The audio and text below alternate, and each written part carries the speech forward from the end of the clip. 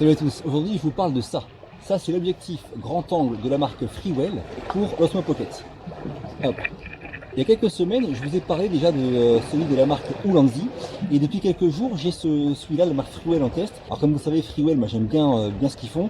Pour moi, au niveau optique, accessoires de drone ou caméra, c'est équivalent à Polar Pro, on va dire. Et du coup, je suis impatient de voir un peu ce qu'il vaut et de vous le montrer. Donc moi, pour ce genre de test, ce que j'aime bien faire, c'est déjà voir le gain qu'on a en angle de champ et ensuite voir la qualité de l'optique. Est-ce que l'image est nette, claire, et aussi en périphérie de l'image, est-ce qu'on a une perte notamment de la distorsion et du flou qui apparaît. Voilà.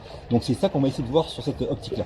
Alors on va commencer par des photos en 4 tiers. Je vous rappelle que sur l'Osmo Pocket, comme sur le Mavic Air par exemple, pour les photos, la définition native du capteur c'est le 4 tiers et le 16 neuvième n'est qu'un 4 tiers croppé. Donc aucun intérêt de prendre des photos en 16 neuvième sur cet appareil là par exemple. Et on voit le gain qu'on a avec ce grand angle qui est significatif.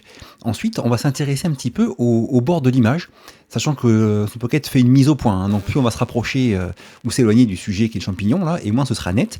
Mais en revanche on voit qu'il n'y a pas de flou qui apparaît, de flou dû à l'optique.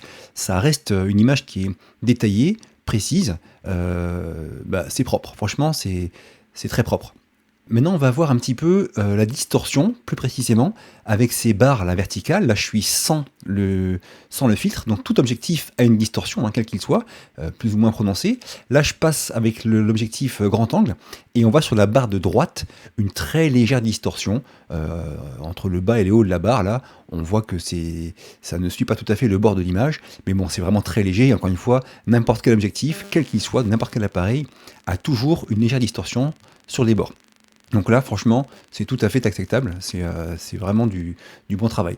Là, on passe sur cette photo plus paysage, et on va s'intéresser au bas à gauche. Là, je suis sans filtre, en bas à gauche de l'image. On voit qu'il y a aussi une très légère distorsion sans filtre, ce qui est encore une fois normal. Et là, je passe avec le filtre grand angle, et je vais zoomer encore une fois en bas à gauche, et c'est nickel, quand on regarde les détails.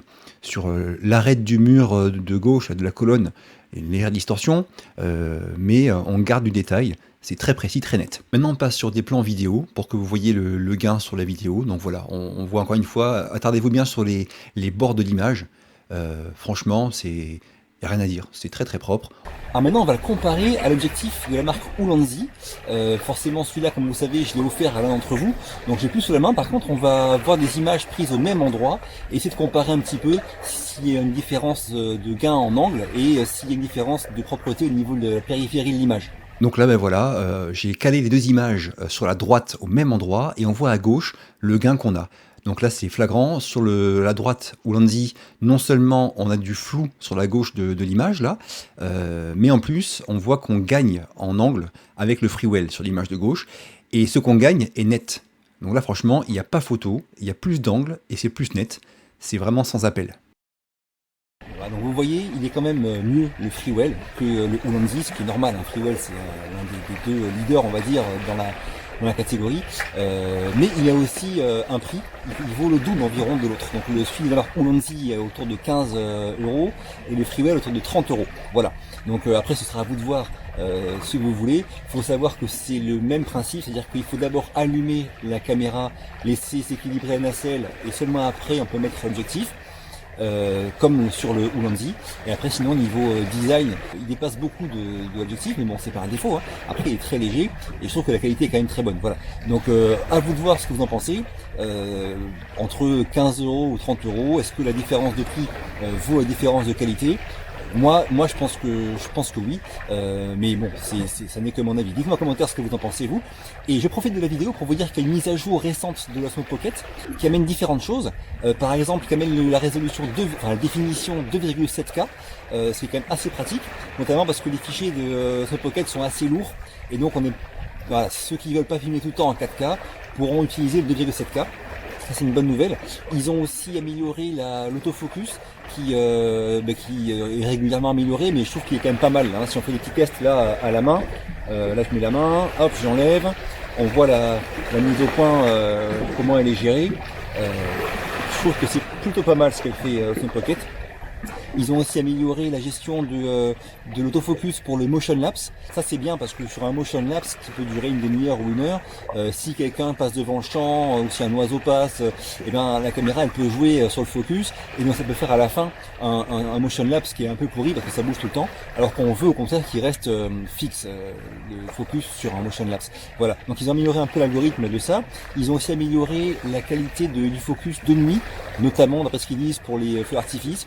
Bon, ça j'ai pas encore testé, mais voilà, faut savoir qu'il y a des mises à jour qui sont arrivées et c'est aussi ce qui fait que j'aime beaucoup cette caméra parce que moi elle me sert très souvent pour faire des petits plans stabilisés très propres, c'est vraiment très pratique, elle me sert beaucoup pour les motion lapse et si bien qu'elle se mise à jour régulièrement, qu'il y a des accessoires qui arrivent très intéressants comme ce objectif Freewell. Bref, moi je me régale toujours autant avec. Hop, j'allais oublier une dernière chose. Là, je suis en train de monter la vidéo que vous regardez et fallait que je vous parle quand même du concours Wonder France Festival. Les gars, ça va pas du tout. J'ai regardé les stats là, il y a environ 2800 votes et je suis à 5% des votes. Ça veut dire que j'ai environ 147 personnes qui ont voté pour moi. 147. Alors merci à eux, hein. Il y a sûrement ma grand-mère, mes cousins, mes parents, quelques amis, mais il n'y a pas beaucoup d'abonnés. On est quasiment 10 000 sur la chaîne, plus de 1000 sur Insta, un paquet sur Facebook et Twitter. Mais les gars, mais faut vous bouger là. D'accord? Alors ce prix du public, c'est un prix honorifique. Moi, je ne gagne rien.